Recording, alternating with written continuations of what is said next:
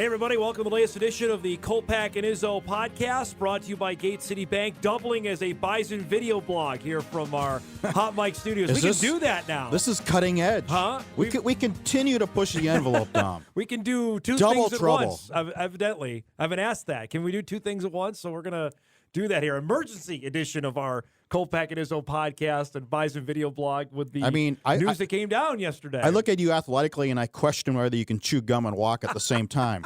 However, when it comes to the media business, you, my friend, I appreciate that, are a genius.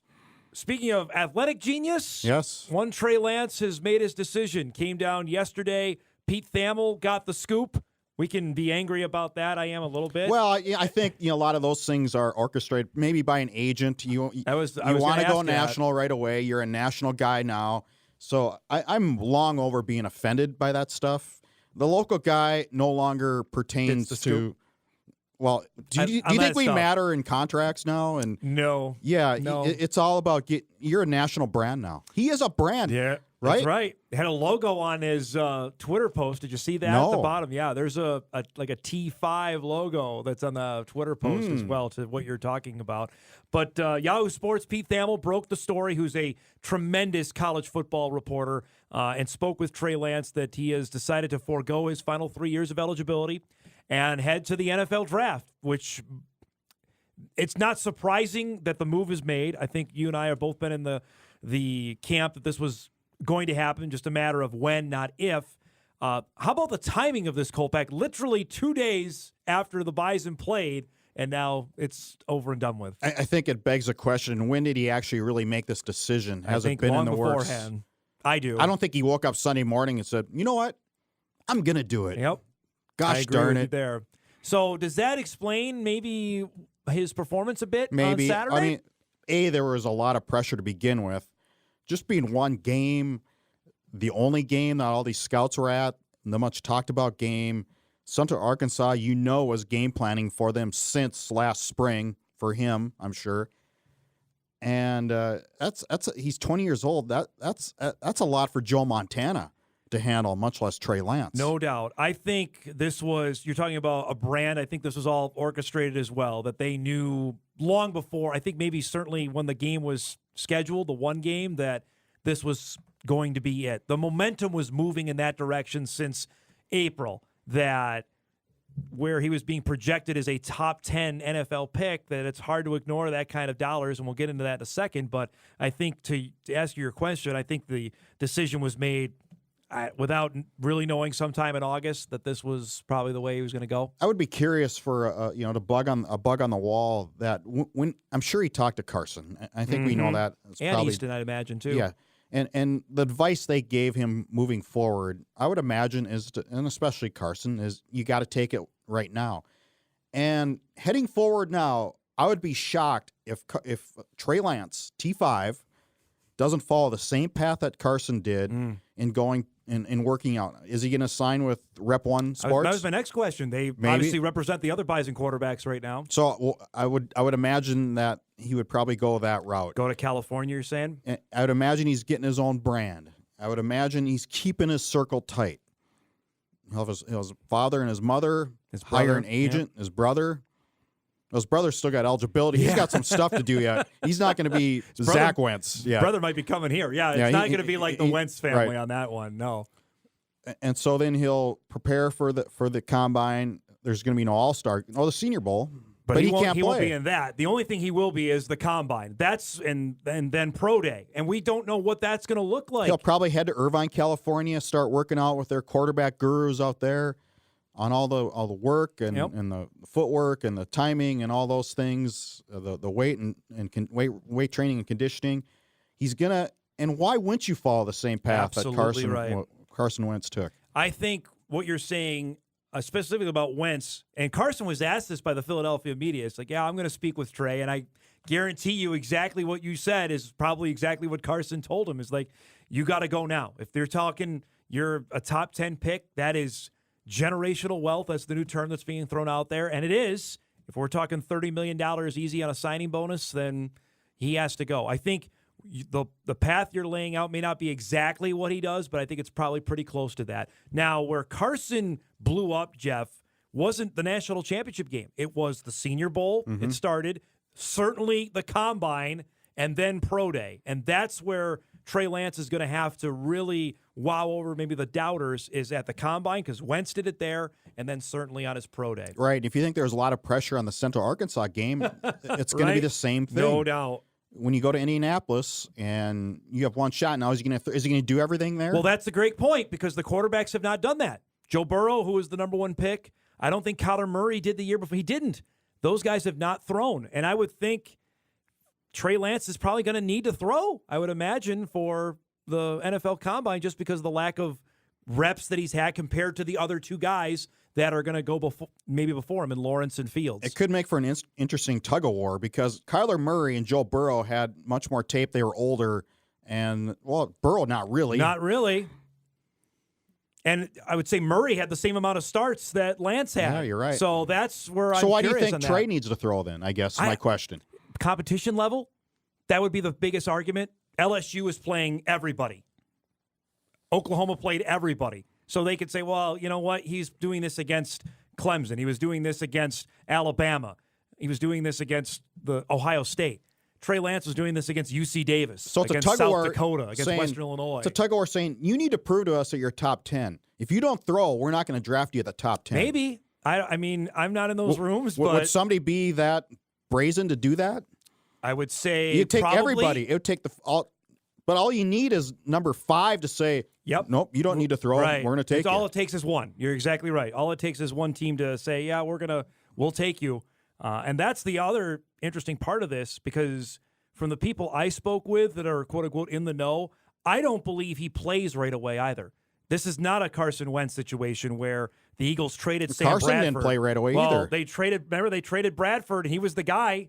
Game 1, he started in Philadelphia his rookie year. Bradford got traded. They traded yes. Bradford, so I don't think that's the situation here. I think Trey Lance sits for a bit and then plays. If it's Patrick Mahomes situation, maybe something like that. I will say this, though. You're not going to spend this amount of money on a guy and sit him for multiple years. That ain't happening. I don't even know if it happens a full year. That's the kind of money that's being invested into a guy like this. Yeah, and to think that's less than a year away. I mean, it's not like that's going to happen in 2 years. The draft's in April, right? And he's got to get going right now. He'll be finally 21. At least he can go into a bar at NFL training camp. Yeah, he can't celebrate the draft in a bar, though. That's not that going to happen. Not that he would. But he can't even have a celebratory drink after what happens. A relative question to his age. Here's the interesting question for you. If I would have told you on October 7th, 2019, we were leaving Bloomington, Illinois after the Bison routed Illinois State, I would have told you that Trey Lance is going to leave for the NFL after his redshirt freshman year. Jabril Cox is gone. He's moved on to LSU. Dylan Radins isn't playing his senior year to get ready for the NFL draft. What kind of bet would that have been? Yeah, I would have lost my house, lost everything. I would have bet the house. Right. That's what I'm saying. You would have bet everything on any of those things not happening. And that's exactly where the North Dakota State football program is right now. And all 3 of those guys are going to get drafted somewhere in the first 3 rounds in April. And mind-boggling. It's hard to wrap your head around that. And I just 2020 just keeps giving and Another giving and curveball. giving. Nope. We had a chance to visit with Matt Entz yesterday. You actually chatted with Randy Hedberg, and I wanted to get your interpretation of that conversation, who's been the mastermind behind these last 3 quarterbacks that have all now will get drafted.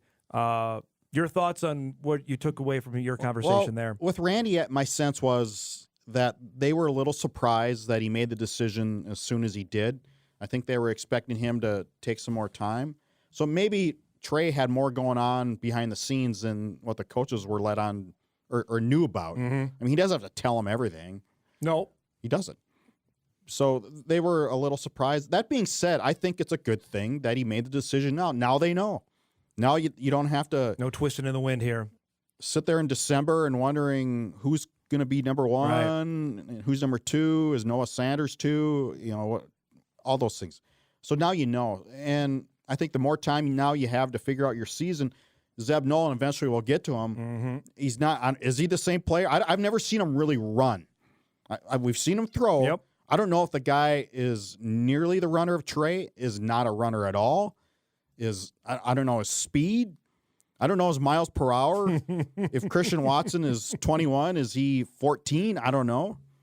Those are all questions we're going to have to ask here over the next little bit. I thought what Matt Entz said to us yesterday, he apparently the Lance family and Entz had a conversation on Sunday.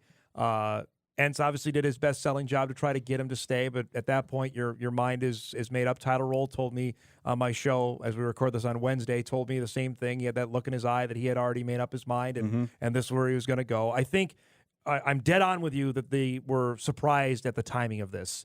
I thought they were probably under the impression, let's take a little bit, maybe sometime in November, because NDSU now is going basically into hibernation mode. It's to workout mode starting in October 19th, I think it is.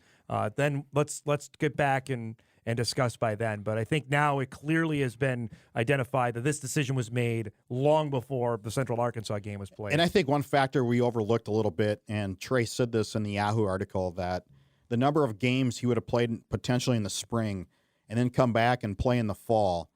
That's a lot. That's a lot of banging on your body. How many times have I been hitting on this, Kolpack? I think every time you and I have done either a blog or a podcast or on my show that's still untenable. Not just for a guy getting to get drafted. I think it's for all the returning guys as well, about potentially playing 11 games in the spring and then potentially another 11 to 14 in next fall. That's just too much. And I think that's a great point you bring up, that he didn't want to go down that road. And I think credit to him for that, for not overthinking the situation.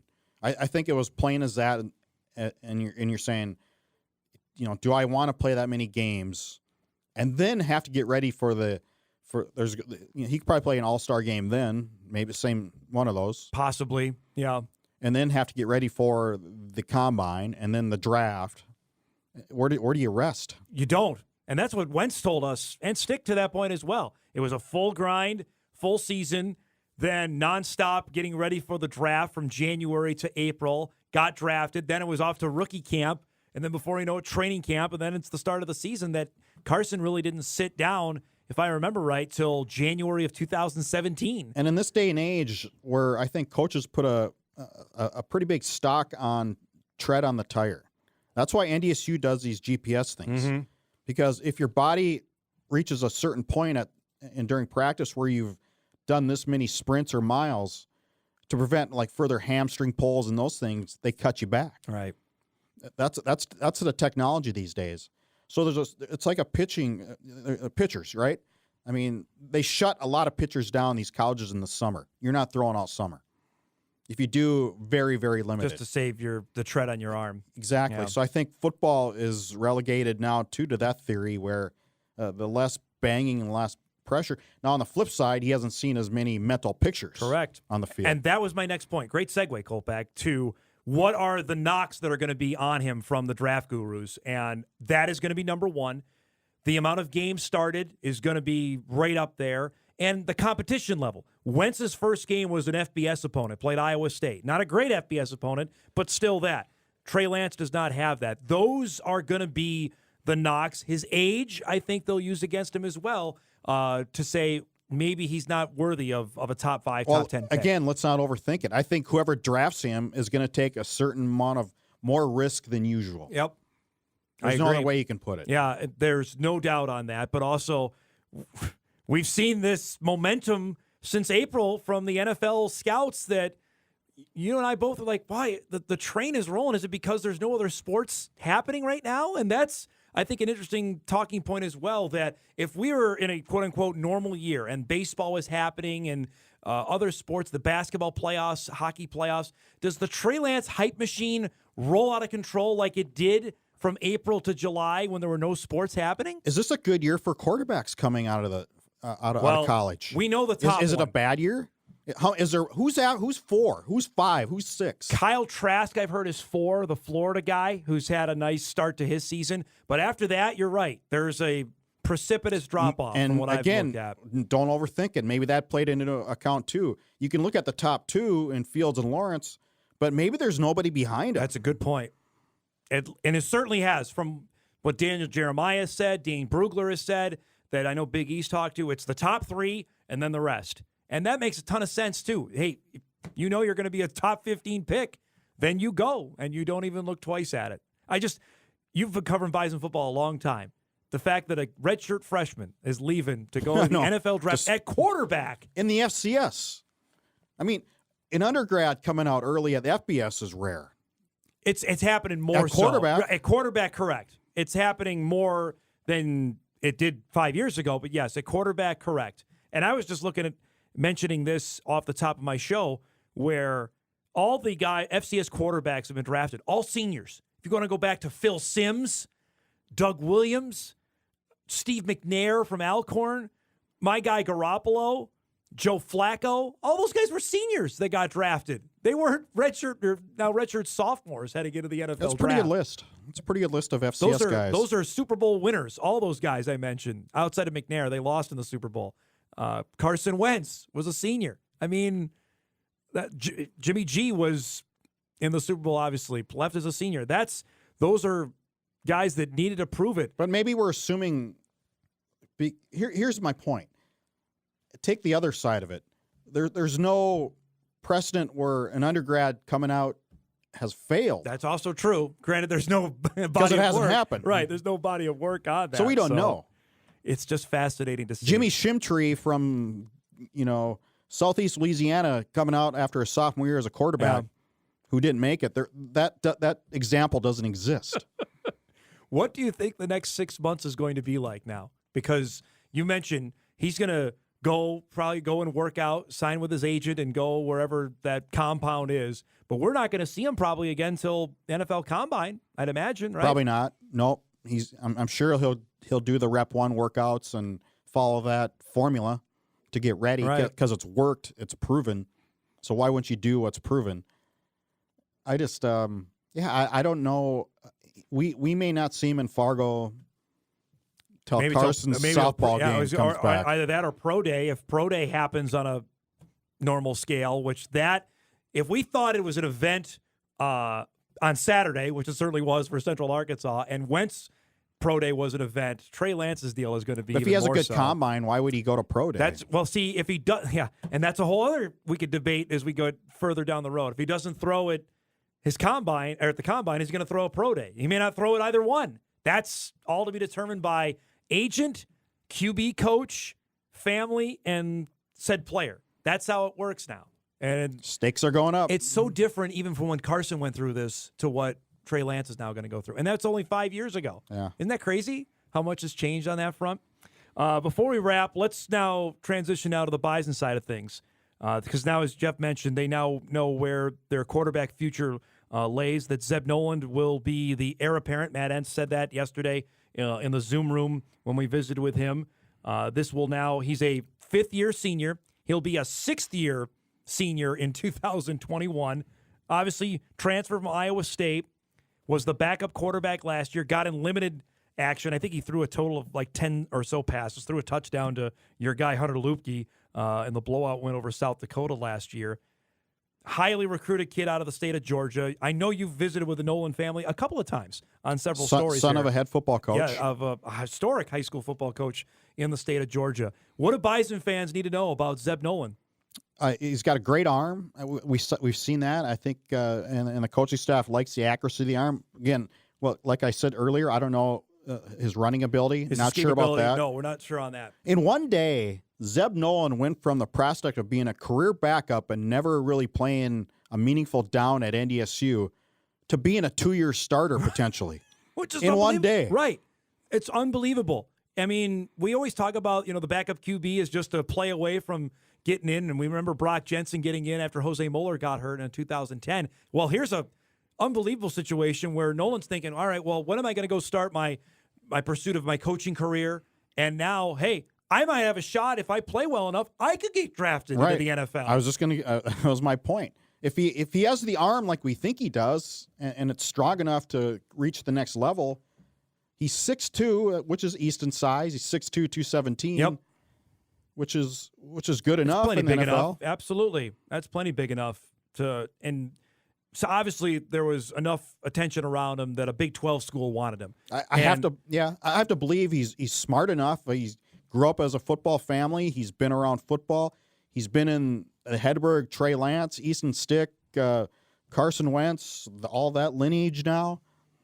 Well, I'll go back to when signing day came about, 2018. Matt Entz's first one, when Chris Kleiman is trying to get his class locked down at Kansas State. And we were on the radio that day, and in comes a signing from Iowa State. It's Zeb Noland. We had not heard of this. Mm-hmm. And from now, as we, in retrospect, South Dakota State was hot on him too. That if it didn't work at NDSU, he might have been the starting quarterback at SDSU last season. I'm pretty sure of this. It was Kleiman who got him. Kleiman was the final sell in this deal. So Chris Kleiman is still, he's down there in Kansas State making money now like making big-time money, yes. Yes. And he's still, his lasting gift to NDSU could, if Zeb plays well. Because if you don't have Zeb there, Noah's a walk-on, unproven, and then you're really unproven. You've got some real question marks, and that leads to my next point because with Noland not there, you got Cam Miller. You have Noah Sanders, who's now he's a fourth-year junior in the program, who's been a career backup his entire time. Logan Gretz, who's a redshirt freshman, another walk-on that they took from River Falls, Wisconsin. Cam Miller they really like out of Solon, Iowa, who is the true freshman. And obviously they have Cole Payton coming in as an incoming freshman, who I believe is going to be the guy whenever. If it's 2022 as a redshirt freshman, we might do this all over again. He might be that guy. They like Cam Miller a lot, I know as well. But to your point, they have no bridge. That is why this run has happened. A bridge. Well, Zeb's a bridge. Exactly Absolutely. Right. If he's not there, that's where this run of quarterbacks could potentially end. That started 10 years ago, and this is why they've had this run, is because they've been unbelievably good under center. And now they potentially may have that in Zeb Noland. Yep, this program's had the best quarterback, for the most part, in the last decade in the FCS. And it's remarkable that this is how it all happened. I can't wait to talk to him about this, that this all materialized now where he's probably thinking, all right, at the end in Frisco last year, all right, I'm going to, I'm going to do it the old college try for one last year, and then I'm going to move on. And now, remarkably, here we are 8 months later, 9 months later, and his life has completely changed too. There's going to be a lot of pressure on Zeb, though. I mean, they have the 38-game winning streak. They have all these expectations. But that's what you sign up for. Yeah. In Georgia, they play at a pretty high level, Correct. So it's not like pressure is And he played against Oklahoma in the Big 12. So, I mean, I think he's used to big game environments that you can't get any bigger than that. And he played pretty well, by the way, against Oklahoma. We watched that game before getting beat out by Brock Purdy. Right, and Brock Purdy's now the guy at Iowa State who they just beat Oklahoma this past week. So I'm really curious to see how this develops. But to your point now, with this spring season, let's just count the regular season games. He plays 8 games in the spring and then is back again in the fall with another 11. That's 19 starts. That's more than what Trey Lance will have had at NDSU. Or Carson Wentz. Oh, Wentz at 23. Oh, yeah, 23. Yeah, but that's more than what Trey Lance ended up having. And so, I mean, that again is a remarkable stat. I give a little props to Zeb for sticking it out, too, and being a pretty good teammate, or a really good teammate. Beyond that, absolutely. He got beat out by Lance last spring, essentially. I don't think they named him until the fall, but I think everybody knew. When we left spring ball in 2019, he was the guy. He was destined to be a backup, and so credit to him for sticking it out. He could have said, you know what, I'm graduate the following December. He's already got his undergrad degree. Yep. I'm going to move on with my coaching. Move on with my life. Grad assistant somewhere. Yep. But he stuck it out, and here's a reward for doing that, for patience. And everything that he said, publicly certainly, and we have to imagine privately, they have become pretty close. And Matt Entz told us that. Hedberg told us that. Mm-hmm. And both of them have told us that. When Trey was named the starting quarterback that day, he said, Noland said, I've got your back. And Noland tweeted that out yesterday on Trey's video when he posted that he was going to the pros, that he still got his back. So that's a pretty good relationship to have, that it wasn't necessarily, it might have been contentious, but not to the point of angry or something that would have been combative, I guess is what I'm trying to say. There's nothing going on, even though they played one game this fall. Isn't that amazing? Well, it's just something every day. It's something every day. It's a great I get point. that question asked, what do you report on? There's only one game. Well, stuff just keeps coming. I left the station thinking that exact same thing. I'm like, man, there is literally something every day on this beat. I mean, it's great. Yeah. It's fantastic for us to talk about. It's great to write about and have video about and all that kind of good stuff, but literally. And this is now going to start the next 5-6 months of this. So you better, you put your NFL draft guru away for a few years. You're going to have to get that back out after our trip to Chicago. How about Cleveland, Ohio, by the way? You up for that, the NFL draft? Rock and Roll Hall of Fame, baby. That's where the NFL draft is in 2021. All right, that'll put a bow on this emergency edition of the Kolpack and Izzo podcast and Bison video blog. We are dual threat quarterbacks. There you go. Try to do the best we can. Yes. All of our content you can find at the Bison Media Zone at Inforum.com. For Jeff Kolpack, I'm Dom Izzo. Thanks, everybody, for listening and for watching. We'll see you next time.